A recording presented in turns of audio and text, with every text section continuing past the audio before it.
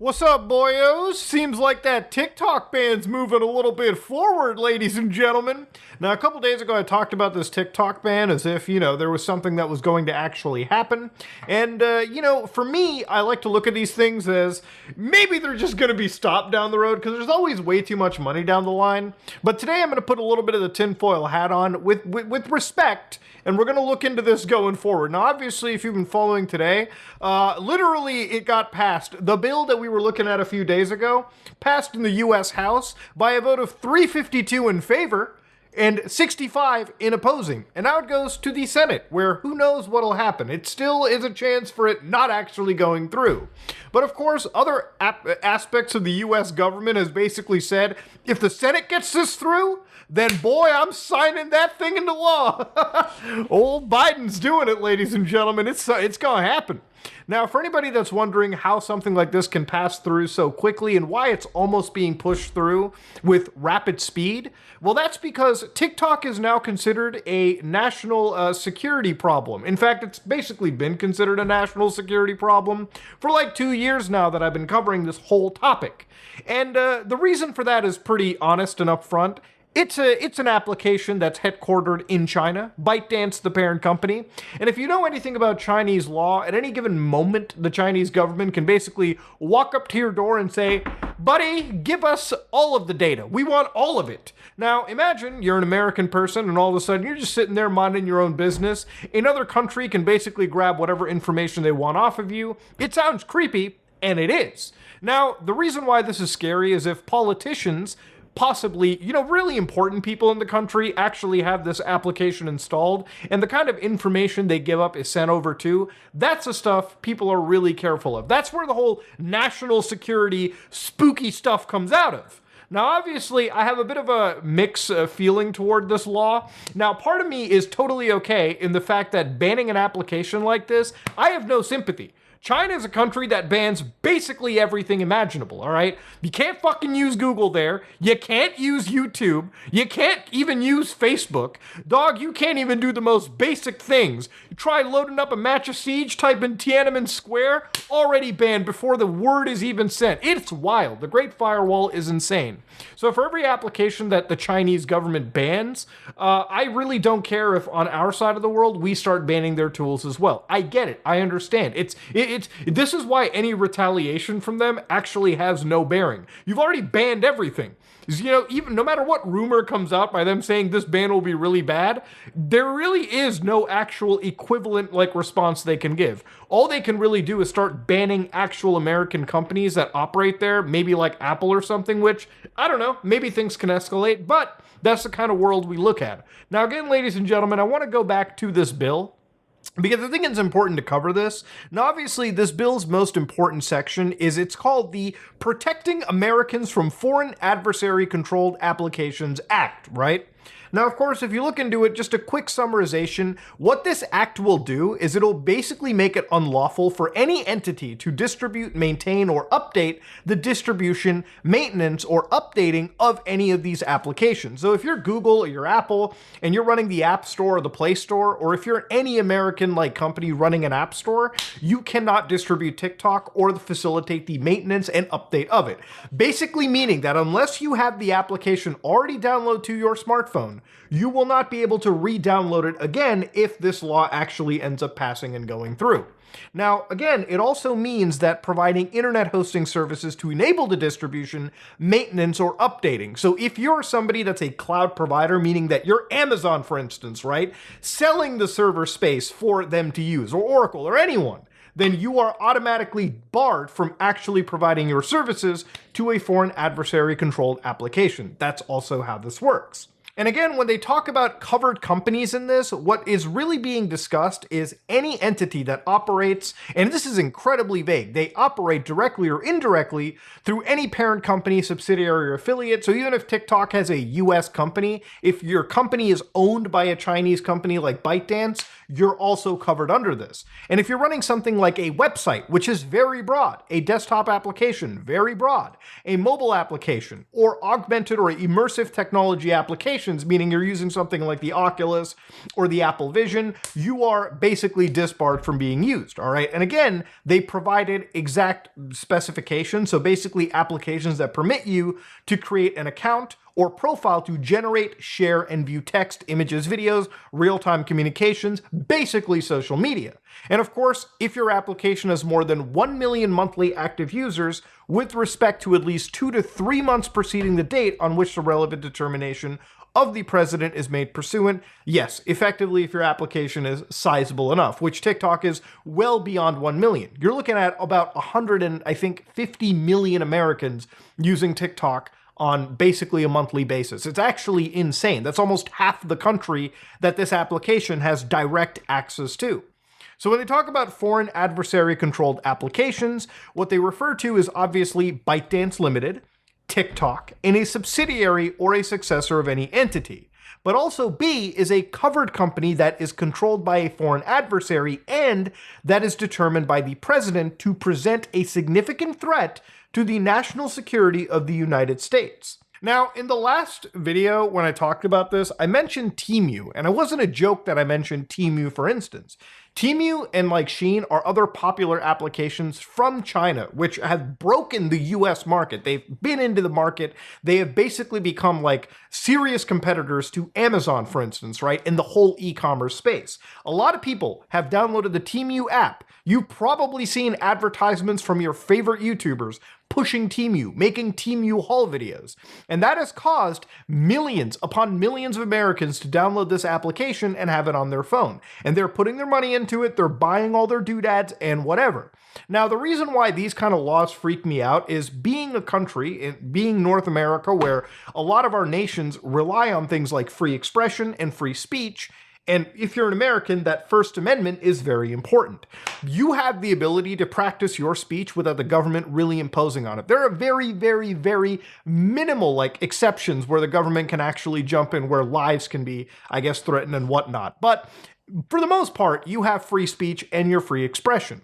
Banning applications that allow you to participate in your free expression, social media, is kind of a touchy legal subject, and I kind of wonder how this will be challenged in the court of law going forward.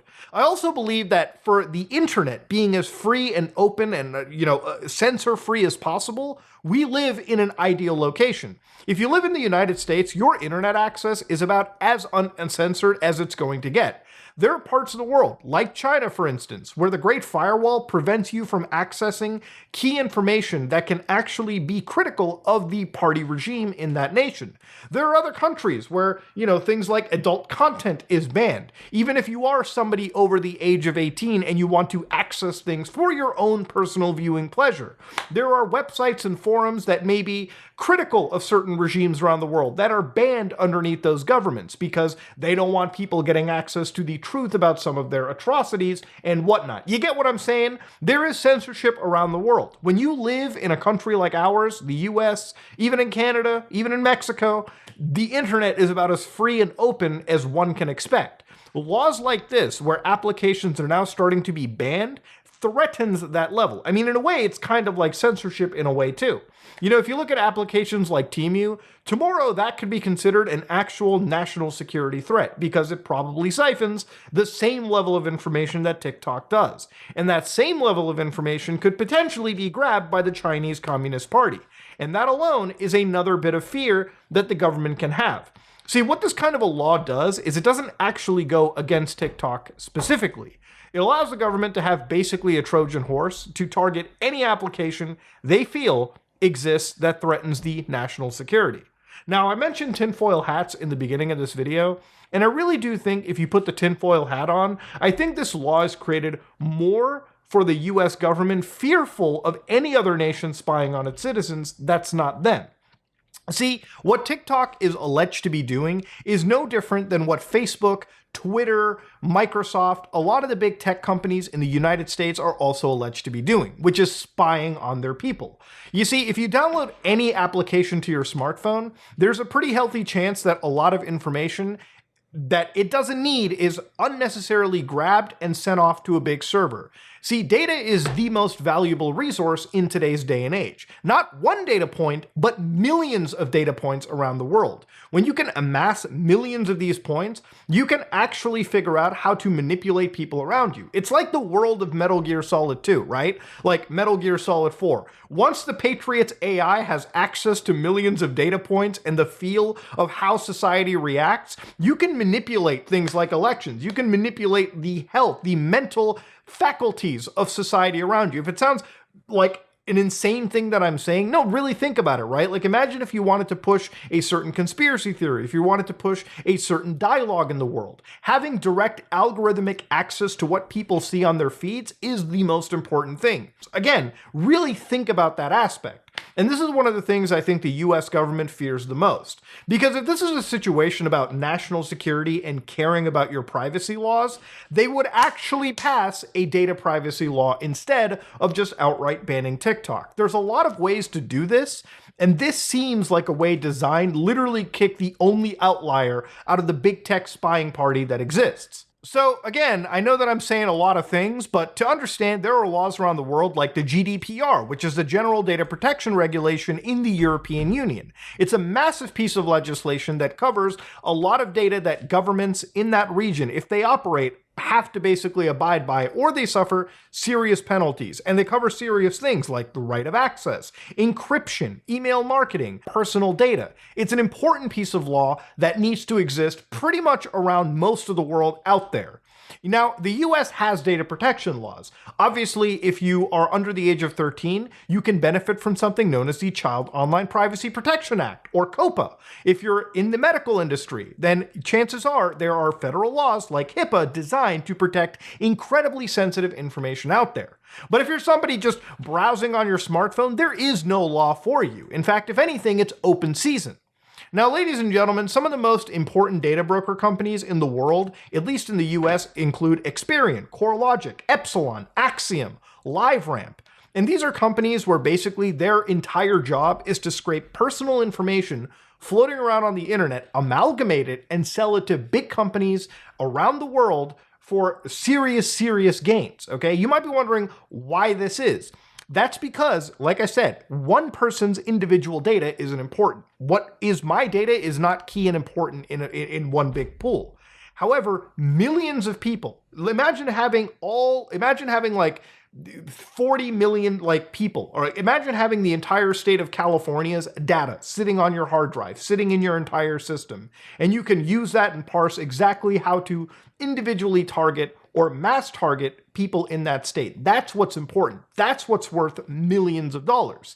And again, there's entire businesses that are centered around doing it. And from the surface, all they basically claim to say is, it's time to do what winners do, data-driven marketing, made better. They'll use terms like this, right? Marketing feels impossible, but it doesn't have to be. Let us take the complexity of connecting platforms, unifying data, giving you customer intelligence, meaning all of the personal private information that they amalgamate. Yeah, this is what they're selling to these big companies. Companies like Citibank, L'Oreal, Office Depot. There's all different types of corporations they're going after.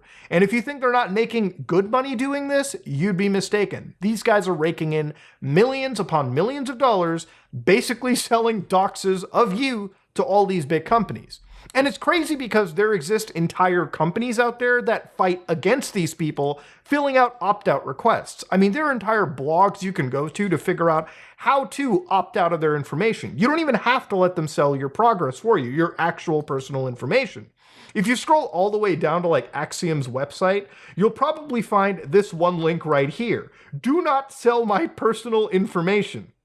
Now, just to remind you, how fucked up of an industry is it where you have to go individually to all these actual corporations and file this one form multiple times, waste hours of your day just to make sure your information isn't sold? It's baffling. You click this little piece of information and then they tell you Axiom believes that consumers should have choices regarding business use of information about them. Dog, it's not that you believe people have a choice. You're legally bound to be offering something like this. They probably don't want anybody to fill this shit out, but you actually have to fill out an opt-out request if you're a US individual. And of course, there's different opt-out requests for places like France, Germany, Italy, Spain, and everything. For instance, in Canada, I have to go and fill out this whole fucking form just so I can remind these assholes that I do not want to be spied on. I don't want my information to be sold. And if you're wondering, should I do this? Absolutely. Stick a fucking knife in their business if you can too. Take your information and take control of it yourself. But yeah, again, tangent aside, if the US government really cared about national security and the privacy of people, I think they would pass legislation that would absolutely update the world we live in to protect us from all this kind of crap. Because here's the thing, if TikTok is spying on you and banning it, that's just basically putting a Band-Aid on like a fucking volcano. At the end of the day, all that's going to happen is the Chinese government, or really anybody that wants to spy on you, it could be big tech companies here, they go to these companies and just buy it off of you right there and then. That's really the thing people have to be hitting. I think what's going on is obviously TikTok poses a threat to, again, US companies, right? If you think about it, YouTube is like, I believe, the most viewed platform in the world. And of course, TikTok is like the second or maybe third. Obviously, by forcing these guys to divest, I think there's a bit of an interest in US tech companies to be the first one buying TikTok and having access to that big market again. Now, look, at the end of the day, I honestly don't care that it's a Chinese app getting banned because they ban all of our stuff anyway. So I think this is mostly quid pro quo. But the aspect of censorship, free expression, and really not focusing on these scumbag data broker companies is, I think, where I kind of lose the plot here. I kind of don't fall onto the same page. But let me know what you think about it in the comment section below. Maybe I'm crazy. Maybe I'm wrong. But yeah, this is me, Mutahar, and yeah, TikTok is, the ban looks like it's moving forward, but I think it's mostly done for the wrong reasons. If you like what you saw, please like, comment, and subscribe. Dislike if you dislike it. I am out.